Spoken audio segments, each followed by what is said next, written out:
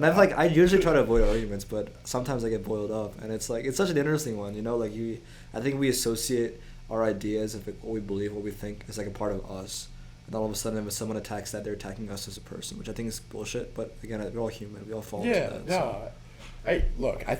Honestly, like, arguments are relatively important because, like,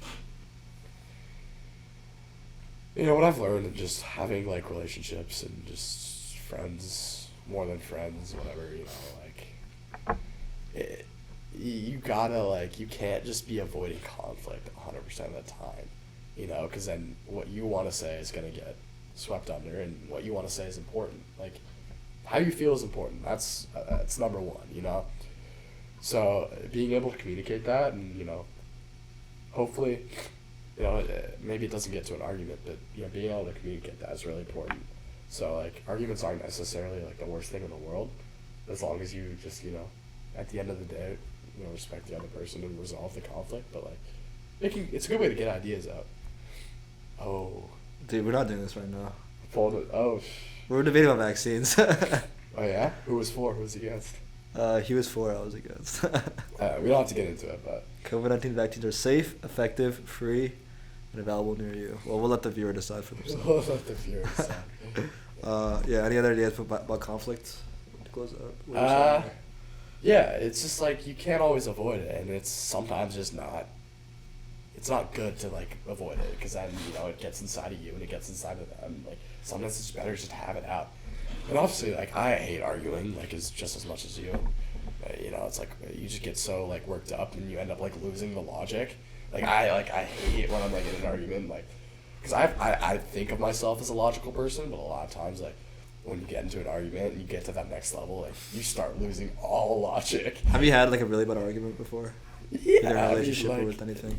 I don't have to go into it, but like, yeah, I've had arguments, and like, it's just like you lose it. Like, you lose it. It's hard, and it's hard to. You spend the next 3 days like coming back, like walking back to it. God. But, yeah, it's an interesting part of life for sure. But it's important, because then it's like whatever doesn't kill you makes you strong. You break it and you rebuild it, and whenever you rebuild it, you make it stronger. So yeah, interesting, man. I think in the conflict in the terms of relationships, also like a whole different kind of discussion. Yeah. I mean, do you think that when you think about those like really bad arguments you've had in the past, like, are they usually about dumb shit, or are they usually about like some like real like important shit? Well, I don't know. I've had different perspectives on it, but like, I will never bring up any petty shit. Like, I don't get like the little shit. Like, yeah, whatever. But sometimes someone else brings it up, and you find yourself arguing about petty shit. Well, look, if they bring up some petty shit to me, like, I'm just gonna let them say this shit. I'll be like whatever, like. It's always easy to do that. I'll concede for petty shit, like, whatever, because like, I don't want to have an argument about petty shit. Are we serious right now? Like, that will piss me off. But like, real shit needs to, like, you need to like have an argument. But yeah, I mean, shit gets real. It's mostly real stuff, because that's when the argument actually becomes like important and a legit argument. So it gets tough, but you just gotta find your way through it and hopefully see an end. But if you love the other person, they love you, then it'll end up being okay.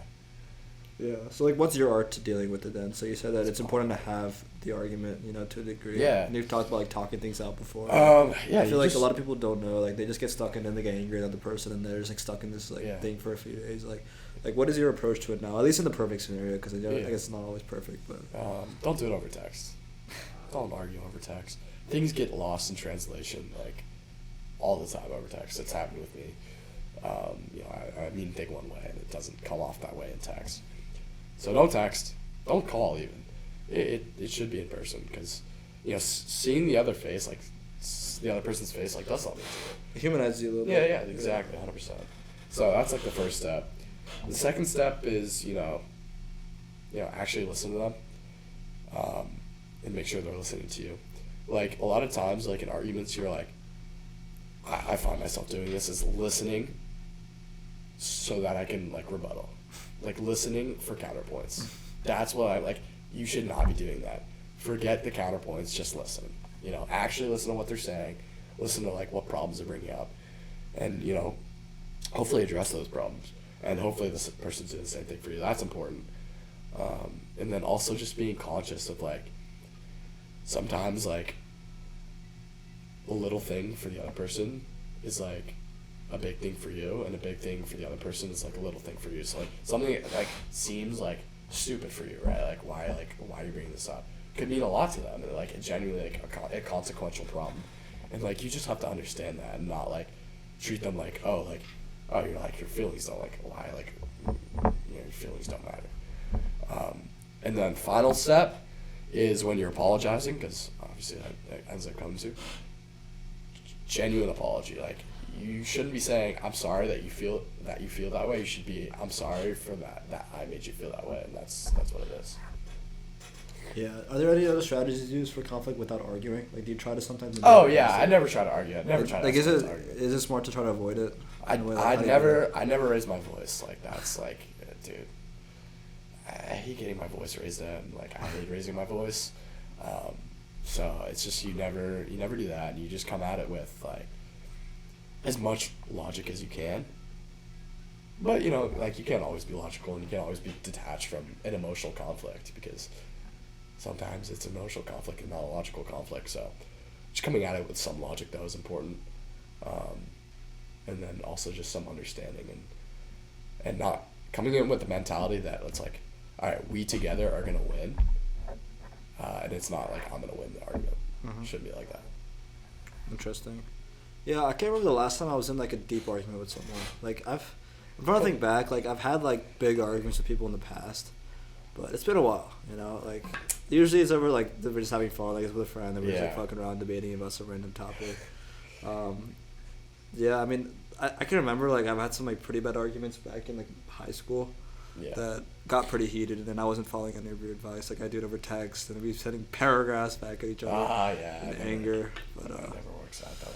Yeah, man. I mean, I've definitely learned a lot since then. I think one of my mindsets is avoid it at all costs. You know, like, and I don't think you should. I don't think I should. But I think there's other ways of dealing with it. You know, there's conflict. Yeah, but you shouldn't internalize it, because then it's just like it's gonna be on your mind no matter what. You know. Yeah, I guess it depends on the situation. Yeah, like, sure. There's ways you can work it out. I feel like the people I have in my life now, like, not the type of people that will get angry about small stuff. Maybe like I think it is a personality type to a degree. Obviously, in a relationship, it's gonna happen. Like that's expected. I think one way to look at it is like, all right, hey, am I gonna be angry about this in a month? You know, and if you are, then that's something you bring up. If it's not, then you know, just deal with it on your own. Yeah, I think that's how I look at it. In high school, I worked on like this non-profit project. Yeah. It started off small, but we ended up building like a huge team around it, doing like a lot of stuff. And I had like, since I was in a pretty high leadership role in that, I sometimes got in arguments with people about like how things are running and how things are working. And we had like this one employee that was like a really bad argument with them for like honestly prolonged. And I think I look back now, like there's a much better way of dealing with it. I guess every argument's different based on the power dynamic. You know, like if it's me arguing with someone who supposedly like works on the team I built versus like a guy and a girl in a relationship arguing versus two friends arguing. Like obviously the art is different in each one, but it's different. It's different conflict. I think I've definitely learned so many lessons now that it's like, I mean, when I say I would avoid the argument, I wouldn't like internalize it. If I look back now, I would like find a different way of like figuring out like what is our goal, what's your goal. If they don't align, then it's whatever. You know, like that's okay. Instead of just like trying to force you into this person I want you to be. You know what I mean? Yeah, definitely don't do that. Yeah. I mean, no, because like it sucks having someone like, you know, whoever it is, like trying to like make you change. Like that's the worst.